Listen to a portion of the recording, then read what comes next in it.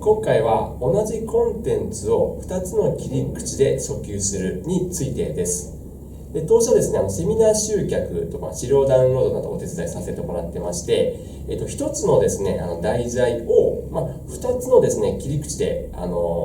告ページを2つ作ってですね、集客をお手伝いする場合があります。なぜかと言いますとですね、同じコンテンツであってもですね、言葉を変えて、訴求することでですね、こっちの言葉に反応する人、こっちの言葉に反応する人、全てですね、集客にですね、誘導するような形にできるために実施しております。で、一つ事例をお伝えいたしますと、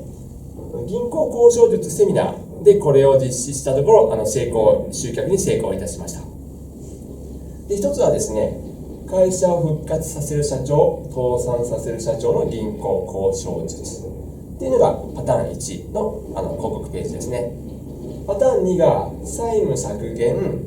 リスケ対策と資金繰り対策の鉄則講座ですね。言葉は全然違うんですけど、同じセミナーですねを違う言葉で表しただけです。ちょっと実例をお見せいたします。これがですね、銀行交渉術セミナーの方ですね。で、もう一つのですね、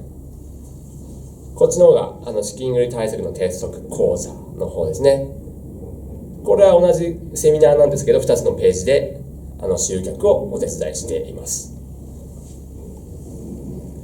はい、このようにですね、変えることでいろんな集客ができることを今後もお伝えしていきます。